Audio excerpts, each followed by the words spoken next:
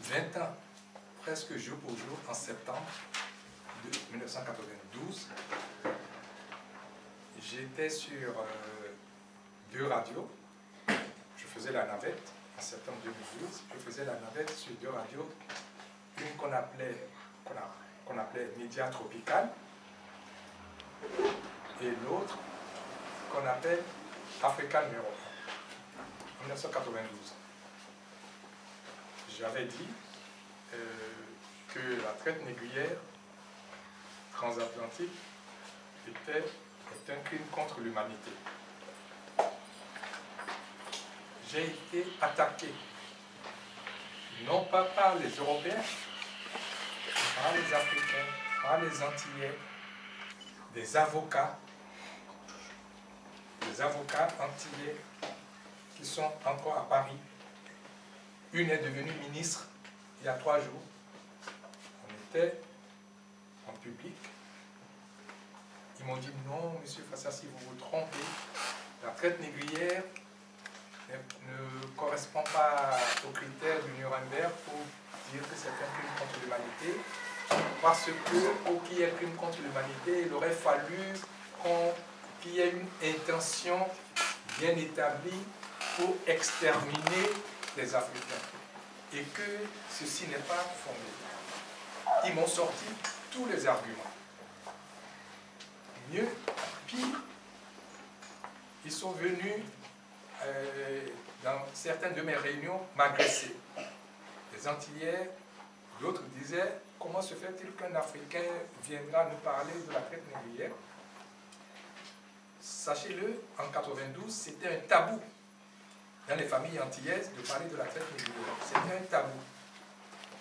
Et moi, j'étais sur une radio qu'on appelle Média Tropical. Il y a un monsieur, je ne l'oublierai jamais, à la retraite, il a téléphoné à la radio, il a dit, s'il vous plaît, ce monsieur que je viens d'entendre à la radio, il vient de mettre le pied dans l'étrier. Il m'a mis le pied à l'étrier. C'est un retraité qui dit ça. Bref, aujourd'hui, vous connaissez la suite. Plus personne ne peut dire que la traite négrière n'est plus un crime contre l'humanité, puisque c'est reconnu. Mais le chemin parcouru, ce n'était pas facile. On a été attaqué parce qu'on marchait sur la tête. De la même façon, ce que je vais vous dire aujourd'hui, vous le notez bien, vous êtes témoin de quelque chose. J'ai la faiblesse de croire que ça va changer la face du monde. Croyez-moi. Parce que c'est quelque chose que j'ai préparé depuis une trentaine d'années. Et de la même façon qu'il y a 20 ans, on ne pensait pas que la traite négrière allait être reconnue. Tout le monde parle de Christiane Taubira Delano aujourd'hui. Christiane Taubira Delano est née dans ma conférence.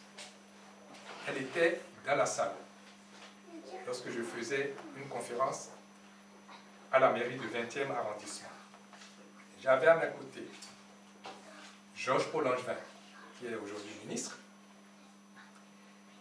À l'autre, le sénateur maire Charzat. Et dans la salle, il y avait un beau monde. Parmi les gens de la salle, il y avait une dame qu'on appelle Christiane Taubira Delano, qui est venue écouter comme tout le monde. J'ai fait une intervention. Le sénateur maire n'était pas content. Et Georges-Paul Langevin, qui était à mes côtés, elle était furieuse. Parce que j'établissais des faits. Et ce que je vous dis là, c'est 1997. Et avril 98. 20 avril 98. Vous ne verrez nulle part une image de Christiane Taubira Delano antérieure à cette date-là. Parce qu'elle ne parlait pas encore, en tout cas, elle ne portait pas encore ce qui va devenir son marqueur positif, bien sûr. C'est lorsque j'ai terminé cette conférence, la salle de fête, normalement, devait contenir 700 personnes, il y en avait plus de double. Les gens étaient encore dehors. À la fin, tout le monde s'est levé et Taubira a demandé, Christiane Taubira a demandé à me rencontrer.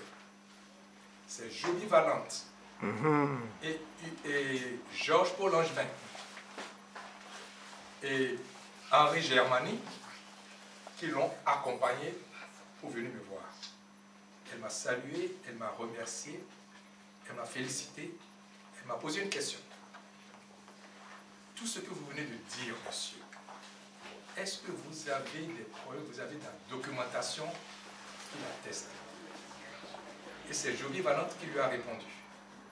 Elle lui a dit, mais c'est simple, tu achètes le livre de Fassassi. Elle dit, où je l'achète? Il y avait un stand, un monsieur qu'on appelle Simon Misepo, qui est le responsable de Manébuc. Je ne sais pas si vous connaissez. Le Manébuc. Manébuc. Ils vendaient des livres. Et ils ont accompagné Taubira Delanon et Christiane à cet endroit. Elle a pris une douzaine de livres ce soir-là. Ils l'ont raccompagnée à sa voiture. 2 semaines après, elle me téléphone. Elle était subjuguée. Elle m'a téléphoné, elle dit, voilà, j'ai lu votre livre. Enfin bref, qu'est-ce qu'il faut faire? J'ai dit, c'est très simple.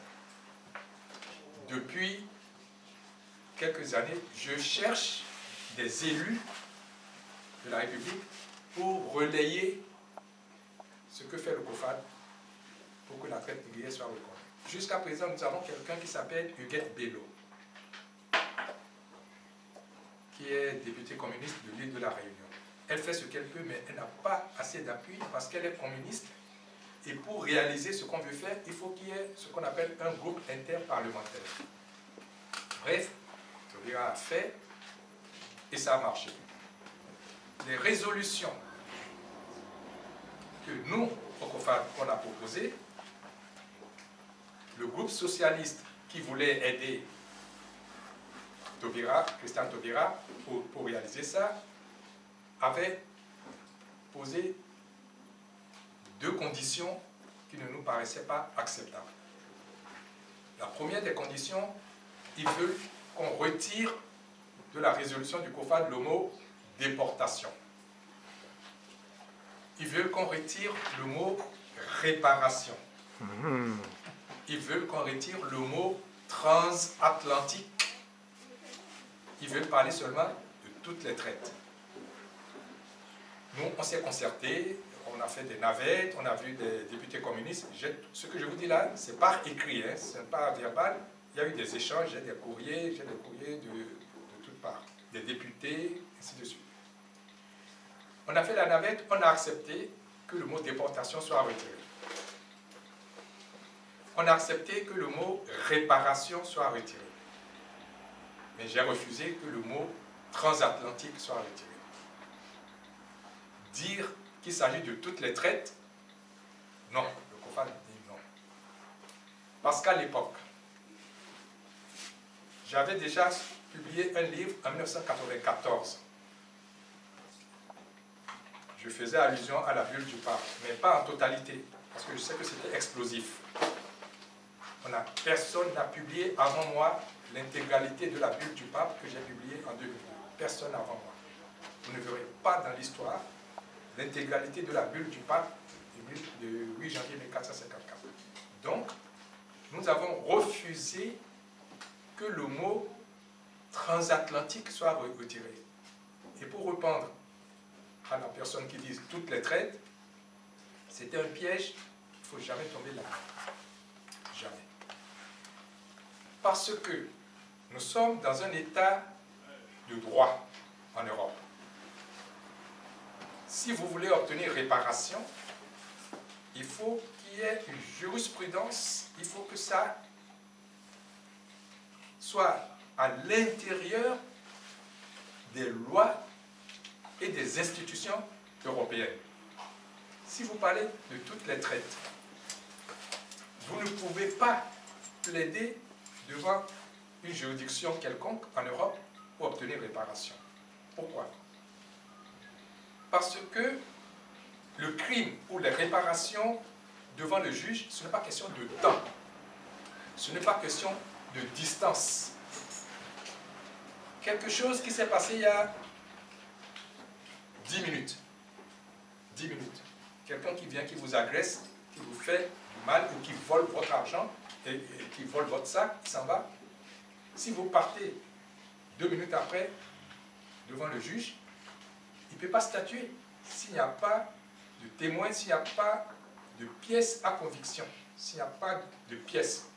Le juge, c'est le cas de le dire, il juge sur les pièces, puisqu'il n'est pas là. Il y a 10 000 affaires qui passent tous les jours. Il ne peut pas visionner ce qui s'est passé. Si vous lui apportez des pièces, il peut statuer. Que ça soit parce que c'est une affaire de 10 ans, ou de 1000 ans, ou de 10 km, ou 1 millier, 6000 km, ça n'a aucune importance chez le juge. Ce qui importe dans les tribunaux, c'est des pièces à conviction.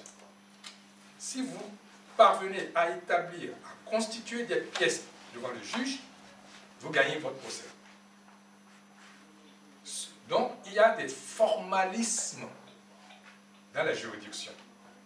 Toutes les traites, vous n'avez pas de pièces, alors que si vous vous limitez à ce qui est vérifiable, archivé, ce qu'on appelle la traite négrière transatlantique, c'est pourquoi j'ai reproduit dans ce livre l'intégralité de la loi Taubira. Mieux que cela, j'ai reproduit l'intégralité des débats, y compris les soupirs à l'Assemblée. Les soupirs, les rires, tout est reproduit. C'est un manuel, c'est une pièce à conviction pour tous nos enfants qui demain veulent obtenir réparation. Vous avez tout ce qu'il vous faut dedans. La traite négrière, pourquoi l'article 1er de la loi Taubira est parti de là? Parce qu'on a dit non. Si vous n'acceptez pas que ce soit transatlantique et qui parte du 15e siècle, laissez tomber. Et on a réussi. On aura une autre occasion pour développer comment nous avons réussi à obtenir la loi Taubira. Et je vous conseille de lire attentivement les lois. C'est vrai, il n'y a pas le mot réparation. Il n'y a pas le mot déportation. Mais nous avons obtenu l'essentiel.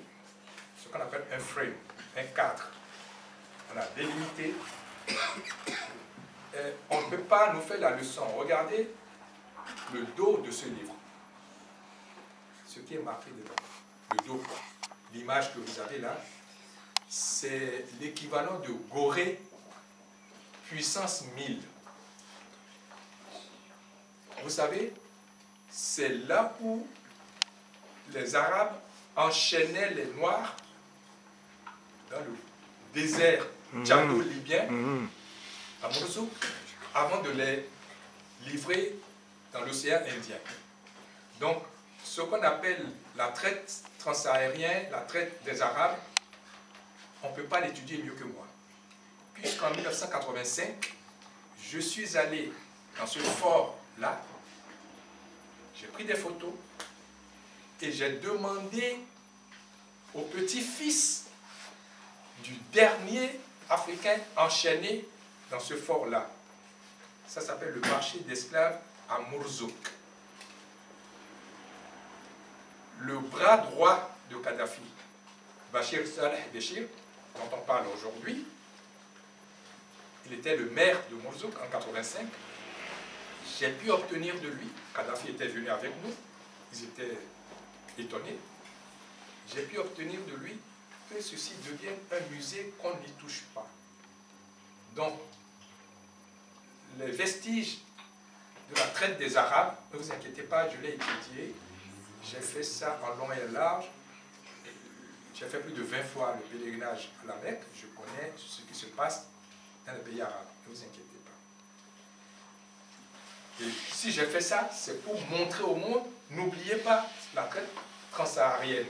C'est pour que ça soit immortalisé. Parce que les gens parlent de l'île de Gorée, les gens ne parlent pas de Mourzouk, qui est pire.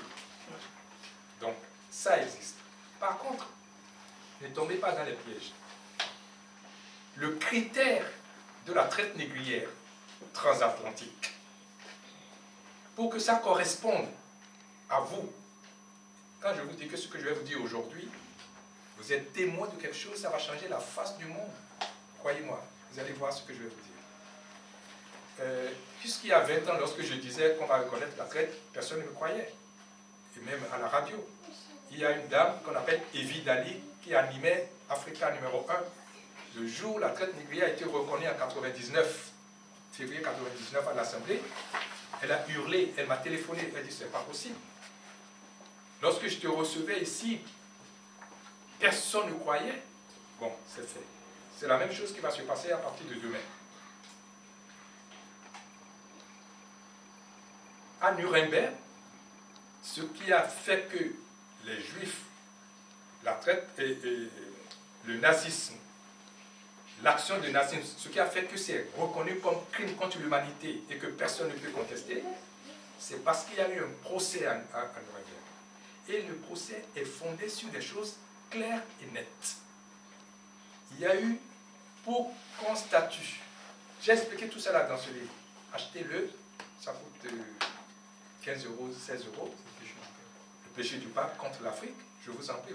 C'est un manuel de travail, ce n'est pas pour gagner de l'argent. En fait, j'en ai perdu. À Nuremberg, il était question, pour statuer qu'il y a crime contre l'humanité, il faut qu'il y ait une idéologie stratégique prononcée. Il faut qu'il y ait une volonté, il faut qu'il y ait une base théorique. C'est le Mein Kampf de Hitler, du nazisme. Et le monde entier dit il n'y en a pas pour l'Afrique. Que c'était pour le commerce. Que les Européens ont déporté les Africains, c'était pour l'économie.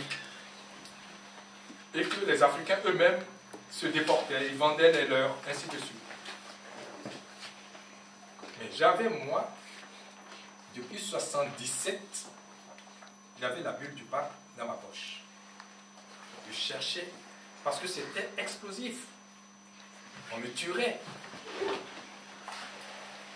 Dans le livre que j'ai sorti en 1994, j'ai sorti juste une phrase du pape, mais je n'ai pas donné la totalité. Il y a eu des prêtres, séminaristes camerounais qui sont venus me voir, m'ont dit que c'est faux. J'ai dit, mais vous avez... Ils disent, oui, si c'était vrai, pourquoi vous ne sortez pas la totalité? Il y a un ami à moi, qui est membre important du COFAD, Hilaire Ndjolé, qui est camerounais. C'est lui qui a fait venir les prêtres. Ils ont tout fait, ils ont dit, si vous avez la bulle, pourquoi vous ne la publiez pas?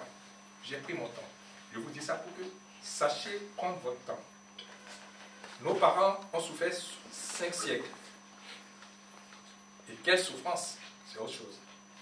Prenons notre temps, mais il faut que tout ceci se base sur du savoir, la connaissance.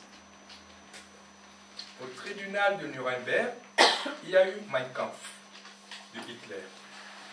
Ce qu'ils ont caché à l'humanité jusqu'à ce que j'ai publié ce livre, la question que vous, les chercheurs, vous, les jeunes, vous devez vous poser, comment se fait-il qu'un document de cette ampleur soit méconnu jusqu'à ce que Hassani Fassassi le publie en 2002. La bulle du pape Nicolas V, qui a été... La bulle veut dire un décret, confessionnellement, qui a été publié. Dans cette bulle de 18 pages, ce n'est pas 18 lignes, 18 pages, le pape Nicolas V indiquait dans les détails le pourquoi il faut aller déporter les Africains, comment les déporter, qu'est-ce qu'il faut faire si quelqu'un veut leur apporter secours. Il a donné dans les menus. Christophe Colomb avait 1 an, en 1454. Christophe Colomb avait 1 an, il n'y avait pas encore le Nouveau Monde. Il n'y avait pas encore les Antilles. Donc, ce n'est pas pour la question du commerce. Il a donné les raisons, vous avez les raisons dans ce livre. Histoire économique, c'est comme si, par exemple, quelqu'un a commis un meurtre, quelqu'un qui a tué. Et pour avoir un alibi, la personne va tout de suite dans un magasin, il va voler quelque chose pour avoir l'alibi. Il préfère être condamné pour vol que d'être condamné pour Maître, tout ce que l'Europe nous sort aujourd'hui pour dire c'est pour la canne à sucre, c'est pour l'argent, tout ça là, ils préfèrent qu'on dise qu'on a déporté les Africains pour l'économique, plutôt que pour la question fondamentale, la domination, la civilisationnelle. Et tout est expliqué ici. Donc, on a dépassé, je crois bien, parce qu'aux États-Unis, au Bénin, il y a encore une semaine, j'étais avec le président du Bénin, Mathieu Kérékou, ici, il a pris l'avion, et je l'ai appelé ce matin. Ils suivent très bien ce que nous sommes en train de faire. Ils savent ce que je vais déclarer. Je l'ai déjà déclaré sur Média Tropica, Africa numéro 1. Ça va être diffusé mercredi ou jeudi. Je vous donne la primeur ici. Et la traite négrière a été sous-tendue par une idéologie qu'on appelle la bulle du pape. La bulle du pape, Nicolas V, elle est là. Donc, c'est fondamentalement idéologique. Ce n'est pas économique. Et pour le corroborer, il y a eu un décret, une loi qu'on appelle le Code noir, articulé en 60 articles,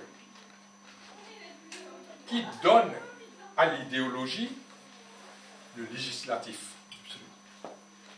Ce qui était idéologique, on n'a même pas eu cette complémentarité à Nuremberg. Nuremberg, il y a une idéologie exterminatrice, c'est vrai, de Hitler, de nazisme. Ce n'est pas Hitler seul, c'est bien avant Hitler, le Mein Kampf. Bon. Mais il n'y a pas eu un législateur pour le légaliser. Il y a quand même une loi raciale Attendez, vous allez intervenir puisque c'est enregistré. Je parle, je le fais exprès, enregistrez-le, faites-le écouter partout dans le monde entier, à qui vous voulez, et, parce que c'est important. Il n'y a pas eu l'équivalent du Code noir qui articulait en 60 points, 60 articles, comment chosifier, comment matérialiser la bulle du pape Nicolas V du 8 janvier 1454. Le Code noir l'a fait. Ce n'est pas suffisant. La conférence de Berlin est venue d'épaisser l'Afrique complètement. Donc vous avez dans ce livre 3 textes sur lesquels est fondé tout le calvaire de l'homme noir sur terre. Partout où vous allez sur terre, vous allez voir le sort qui est réservé à l'homme noir sont dans les moindres détails consignés dans les 3 textes que j'ai reproduits dans ce livre. Vous avez la bulle du pape qui va jusqu'à dire que si on applique la bulle à l'Afrique et qu'il y ait un blanc catholique qui voudrait porter secours à un noir, il faut que ce catholique soit excommunié. Tous les détails sont dans la bulle. Le Code noir est venu, vous connaissez le Code noir. Et maintenant, le traité de Berlin. Tout a été fait. Donc, au niveau juridique, tout est là. Mais vous allez avoir les Africains qui vont contester ce que je vais dire. Ils seront les premiers. Comme j'ai apporté ici, on va vous le distribuer après, les textes des avocats. Ils l'ont écrit sous un pseudonyme, mais c'est des avocats qu'on a identifiés, qui m'attaquaient ici à Paris, dans ce qu'on appelle affiche parisienne, le publicateur légal de la vie judiciaire. Vous voyez? Ils ont fait tout un article, édition sur le COFAD, la réparation des séquelles de la traite négrière. Les avocats, en 98, ils m'attaquaient en disant que la traite négrière ne peut pas être un crime contre l'humanité. Encore pire, un Dahoméen quelqu'un qui vient du Dahomey à l'époque, du Bénin, qui va nous apprendre ça. C'est incroyable. J'ai tenu à vous l'apporter pour vous dire, si vous commencez à appliquer ce que je vais vous dire, vous serez attaqué de la même façon que j'ai été attaqué. Pas n'importe qui, mais pas les juristes. Évidemment, ces mêmes avocats, ils ont fini par nous soutenir puisqu'ils ont reconnu la traite négrière comme crime contre l'humanité.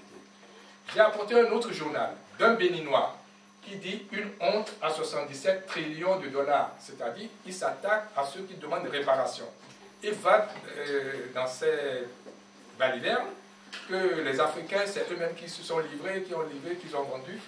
Bon, à ce sujet, nous, on a fait un symposium à l'UNESCO, notez-le bien, et on a pris 12 résolutions. Dans l'une de ces résolutions, le COFAD se réserve le droit de poursuivre en justice tout individu ou toute institution qui dira les Africains vendent la traite négrière, ce n'est pas un crime parce que c'est les Africains même qui vendaient les leurs. On a le droit d'attaquer la personne en justice jusqu'à ce qu'il nous donne des preuves où les Africains vendaient les leurs et qui nous donne le nom de cet Africain, qui nous donne l'endroit où cet Africain a vendu les leurs et à qui il a vendu et comment il a reçu l'argent et qu'est-ce qu'il a reçu. On n'a pas encore mis en pratique cette résolution parce que j'attendais cette étape. Vous voyez, on s'est donné le temps. Cette étape est aujourd'hui venue. Parce qu'il y a beaucoup de Juifs qui ont pactisé avec Hitler, et pas des moindres.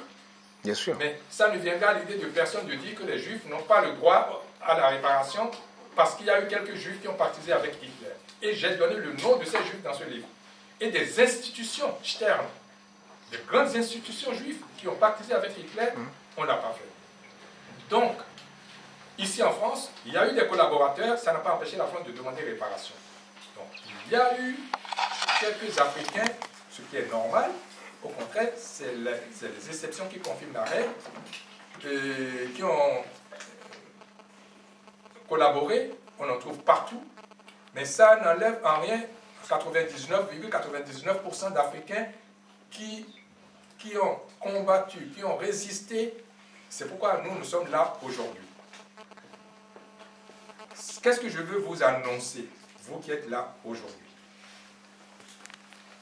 C'est pour vous dire qu'à partir d'aujourd'hui, l'Europe est en train de parler des dettes de la Grèce, 30 milliards, 300 milliards, ainsi de suite, et des dettes de l'Afrique, n'est-ce pas? D'accord. Souvenez-vous, il y a 100 ans, 200 ans, on comptait en sous, n'est-ce pas? On comptait en sous, puis après en francs, et maintenant en euros. Je prends un pari. Vous êtes témoin, enregistrez-le. Dans 5-10 ans, on parlera, l'Afrique on ne parlera dans toutes les tribunes du monde entier que comment réparer à l'Afrique. Le monde va être coupé en deux. Il y aura des pour réparation, des contre réparations. Et l'échelle de valeur financière qu'on a aujourd'hui, ce serait dérisoire. Parce que ça va être à la hauteur du crime. Ce que l'Europe va payer, ce que les États identifiés vont payer, c'est incroyable et ils vont le payer. Soyez tranquilles. De la même façon, quand vous allez le dire demain, les gens vont dire, vous êtes des fous. À qui on va payer, comment on va payer, toutes ces questions-là. Moi, j'ai travaillé là-dessus depuis 30 ans. Dans les détails, comment on va payer, les modalités, à qui on va payer, tout est préparé. Dans le cadre des institutions juridiques. Pas dans la jacquerie. Tout va se faire juridiquement. Comment? Je vous donne les pistes et vous le notez. Et à partir d'aujourd'hui, chacun de vous vous êtes plaignant. Personne ne pourra parler en votre nom. Pourquoi? Parce que pour être déporté, pour être esclavagisé, comme on dit, ce n'est pas parce que vous êtes COFAD, vous êtes une association, vous êtes un maître. Il y a un seul critère. Vous êtes noir. C'est votre crime. Votre crime, c'est d'être noir. Et vous êtes déportable. Si vous n'avez pas été déporté, c'est parce qu'ils n'ont pas assez de place dans les vaisseaux. C'est parce qu'ils n'ont pas assez de place dans le bateau. La preuve est que les rois, ceux qui se disaient rois en Afrique, ont été déportés. L'exemple de Béhanzin. Donc, le critère de crime, c'est uniquement d'avoir la couleur de peau noire.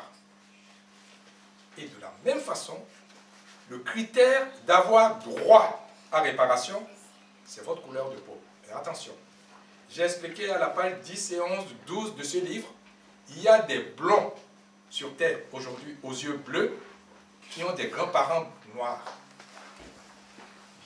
Dans la cassette que Harry qu'on va préparer, c'est une cassette de 6 heures de vidéo du symposium que le COFAD a organisé à l'UNESCO. J'avais fait venir l'avocat de Martin Luther King, il a assisté, vous allez le voir.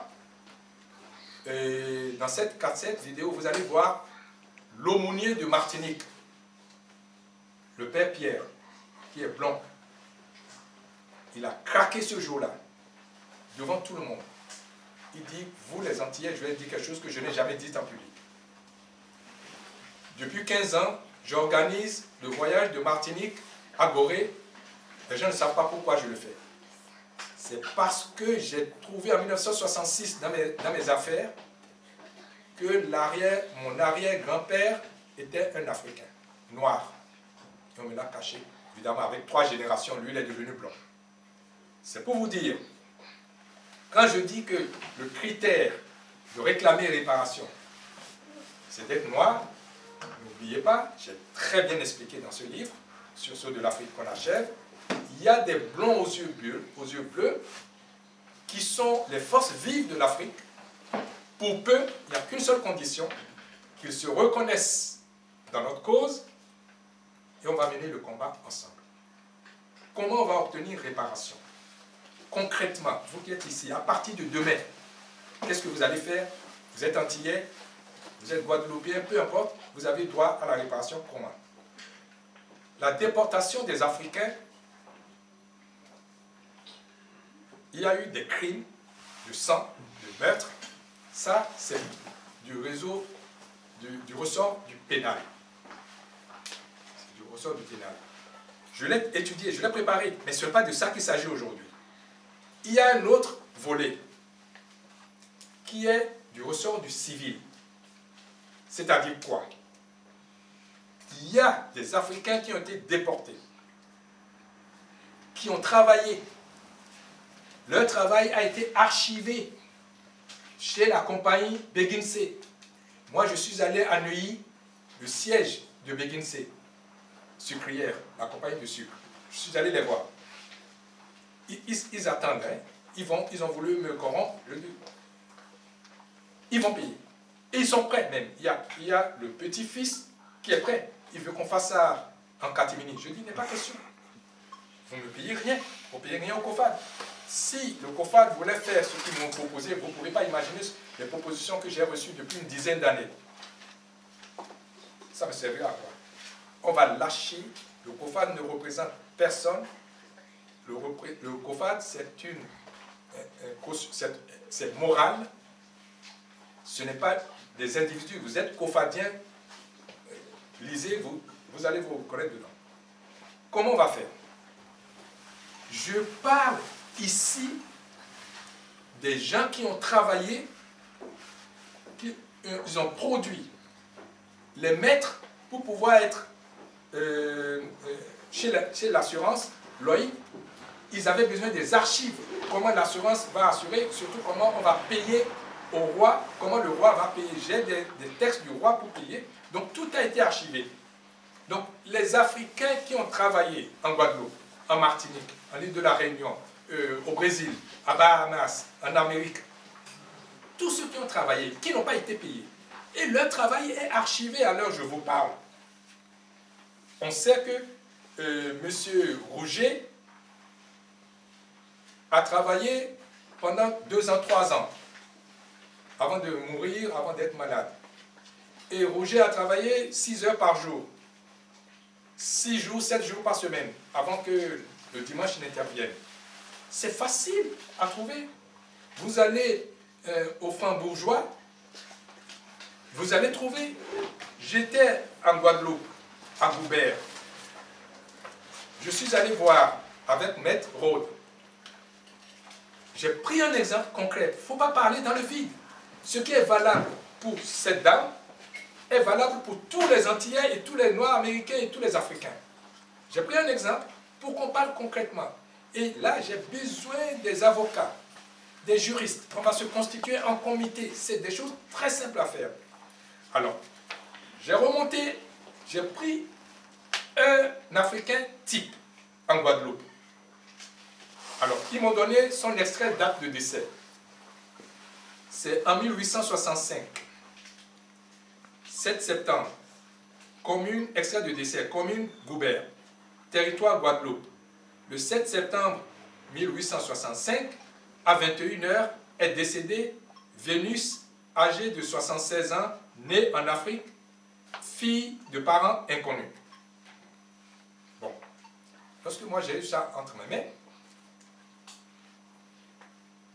j'ai pris, je vous montre comment vous allez faire vous-même. Je ne fais pas faire à tout le monde. Je suis allé aux archives, j'ai pris ce qu'on appelle édition des résultats de l'interrogation de l'application de la mémoire, statistique et mouvement de navire de 1760 à 1830. Et vous avez l'immatricule des bateaux, l'auteur des bateaux, l'auteur, Chambre de commerce de Marseille. C'est comme ça, les négociants s'affilient à une chambre pour les assurances, il le fallait. Et date de début, 1719. Date de fin, 1763. Description, commerce de Marseille avec les îles d'Amérique, état des bâtiments partis de Marseille, état récapitulatif 1719, 1749, octobre, ainsi de suite, les dates sont parties. Ce sont les copies des documents statistiques envoyés au ministre de la Marine, dont celui-ci accuse réception avec quelques commentaires, ne contient pas des listes de passagers. Pourquoi ça ne contient pas les listes de passagers? Qu'à cela ne tienne, je suis allé à Aix-en-Provence. Je tombe sur la liste des passagers. Ce qui m'a révulsé, elle s'appelle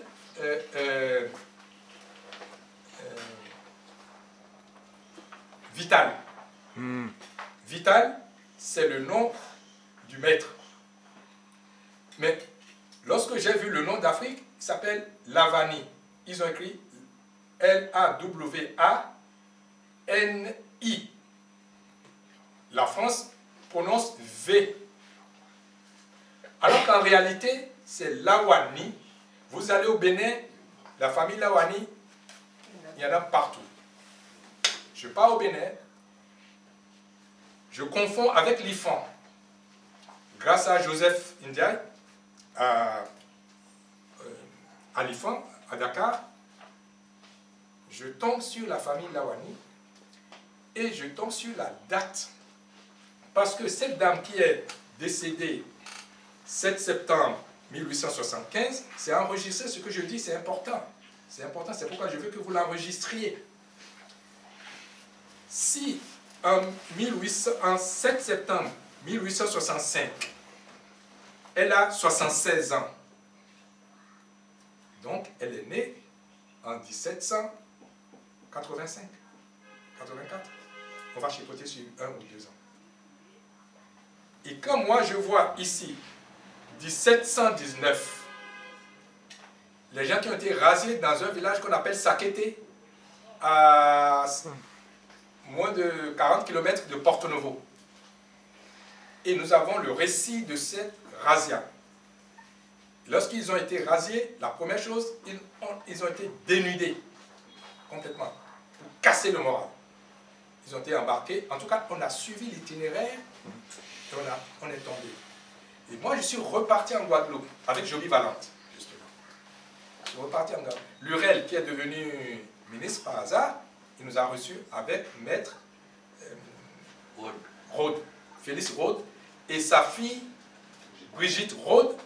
Elle m'a accompagné, j'ai des photos dans les journaux de Martinique et de Guadeloupe. j'ai fait cette conférence. Je leur ai expliqué leur origine, comment ils font, qu'est-ce qu'il faut faire.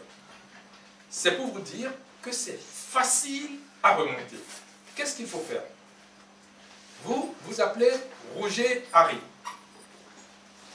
Allez dès demain, dès lundi, à Franc-Bourgeois, à Paris, ou à Marseille, ou à Vincennes, pour ceux qui sont de rapport avec les militaires, ou à Aix-en-Provence, ou à l'IFAN, à Dakar.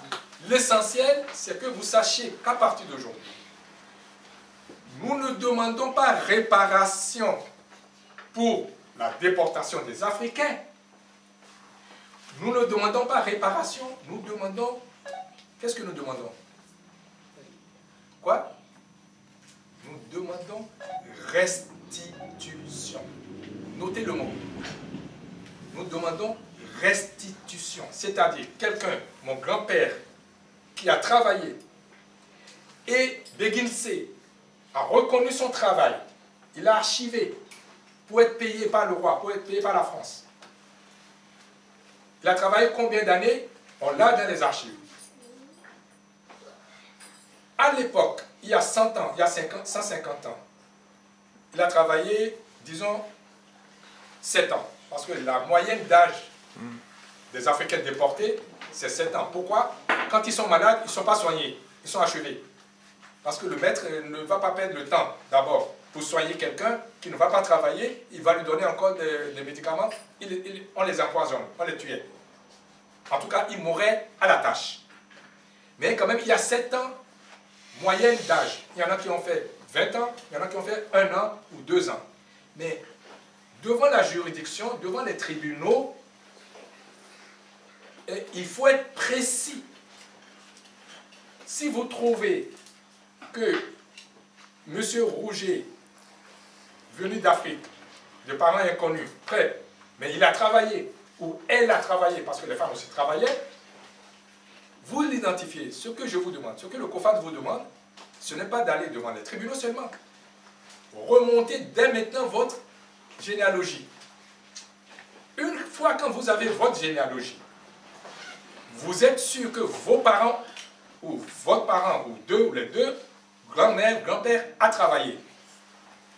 Vous statuez, vous dites stop, arrêt sur image, là où il a travaillé. Le jour où vous avez stoppé ça, vous êtes plusieurs de ces enfants. Vous n'êtes pas le seul ayant droit. Mais le Code noir nous aide. Puisque le Code noir ne reconnaît pas la filiation parentale.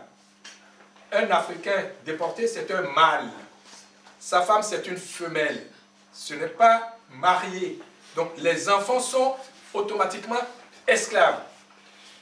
Donc ce qui nous permet, nous, devant la justice, de dire, si 7 parents a 1000 enfants ou 2 enfants, chacun des 2 enfants a le droit de réclamer identique.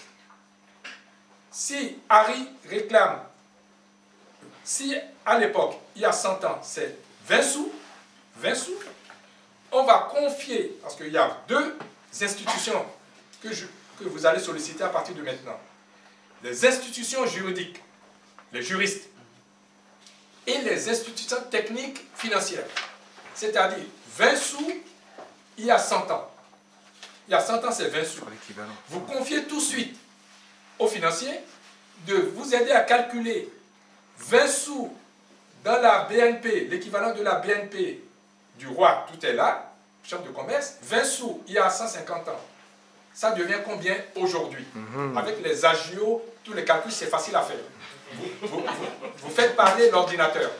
L'ordinateur, l'informatique va vous sortir tout de suite que vaut les 20 sous d'il y a 200 ans, quel est son équivalent aujourd'hui à Paris, dans la Banque de France. Une fois que vous avez ça, vous le confiez aux avocats. Les avocats, je vous ai dit tout à l'heure, pour qu'une plainte soit recevable ou pas, ce n'est pas question de temps ou question d'espace. C'est question de pièces que vous produisez. Puisque nous avons réussi quelque chose, qui est que la traite négrière transatlantique, c'est un crime contre l'humanité, il n'y a pas prescription. C'est pourquoi lorsque la loi Taubira, il voulait nous malmener, on a tout accepté. On a retiré le mot réparation, on a retiré le mot déportation, mais on a crampé sur le mot transatlantique pour que ça nous donne un cadre d'action. Vous, les avocats, vous avez ce cadre maintenant, c'est imprescriptible. Donc, vous pouvez, quand les gens vous disent comment réparer, à qui on va payer, c'est les gens qui... Et comme par hasard, c'est beaucoup d'Africains qui le disent, et beaucoup d'Antillais, et comme je vous ai donné l'exemple par rapport à la reconnaissance, c'est la même chose. Cet argent-là, comment vous allez l'obtenir? Je vous ai apporté encore quelque chose que je vais mettre à votre disposition. Arrive à vous le photocopier. Ce n'est pas loin. C'est en 1999, l'Allemagne payait aux travailleurs forcés. L'Allemagne. Et Schröder, c'est Schröder, j'ai apporté le papier. Il a remboursé facilement. Il faut faire des photocopies de ça pour démontrer que nous aussi, on va être remboursés. Donc, c'est pour vous dire, concrètement, avant de laisser la parole à la salle, notez ceci. Vous, individuellement, Africains, Antillais, vous êtes tous des Africains. Quelqu'un disait tout à l'heure, partout où vous trouvez un noir, c'est Bob Marley qui a résolu le problème. Bob Marley, dans une de ses chansons, il disait « Tu es noir, ne cherche pas tes origines, tu es africain. » Et surtout, interdisez vous-même de vous dire descendant d'esclaves. Pourquoi? Si vous dites que vous descendez d'esclaves, le statut d'esclave, il n'y a pas de réparation possible. Tout le monde est esclave, chacun est esclave de quelqu'un. Les Gaulois sont esclaves des Romains, des Grecs, et ainsi de suite. Mais campez-vous sur la réalité, sur la vérité. La vérité, c'est quoi? Vous êtes des Africains déportés. Donc, c'est un Africain qui réclame justice et réparation. Et il y a en Afrique aujourd'hui des Brésiliens, c'est-à-dire des Africains qui ont été déportés et qui sont revenus en Afrique et qui ont travaillé dans la colonisation. Ils sont africains, eux aussi ils ont droit. Il y a des Africains qui n'ont pas été déportés hors d'Afrique, mais ils ont été déportés d'une région à l'autre. Ils ont travaillé, comme le dit André Gide, ils ont fait les chemins de fer de Congo et ainsi de suite. Ils n'ont pas été payés. Et vous avez aussi le droit de réclamer à être payé. Vous allez rester dans le cadre strict de droit. Vous allez faire une chose simple. Nous avons créé quelque chose parce que les pièces, on peut cambrioler, on peut voler les pièces. Pour que les pièces soient en des lieux sûrs, on va vous laisser ces adresses.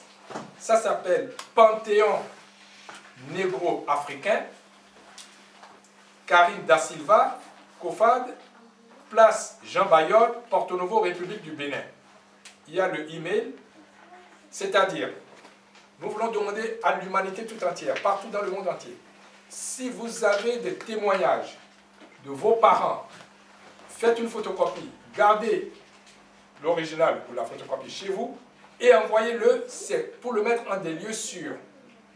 Et quand ça va arriver à Porto Novo, à cette adresse, c'est un grand domaine, ça fait 300 hectares, c'est transformé en musée.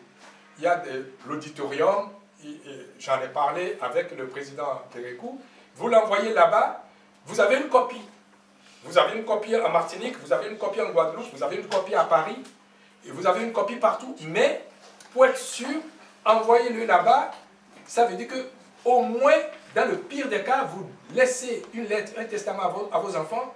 Si quelque chose m'arrivait, j'ai ces pièces à tel endroit. Et là-bas, on va avoir des comités informatisés, ils vont tout informatiser. Le but, on avait pensé à avoir ce centre ici à Paris, mais compte tenu de l'ampleur de la situation, je vous assure, les Américains vous êtes témoin de quelque chose. Vous ne pouvez pas imaginer ce dont vous êtes témoin. Je vous ai donné la primeur. Après Africa numéro 1, vous avez la primeur. Ça va changer puisque l'Europe ne parlera plus de la dette des Africains. Les Africains vont parler de la dette de l'Europe. Jusqu'à présent, le fait d'avoir la couleur noire, c'était perçu comme négatif. Les gens vont chercher maintenant à se noircir pour pouvoir réclamer leurs droits. C'est une vérité. Donc voilà, on va faire les choses tranquillement. Vous aurez les documents et branchez-vous sur Harry avec le COFAG parce que ce n'est pas quelque chose qu'on fait en un jour. Je vous ai dit, on a commencé en 1992.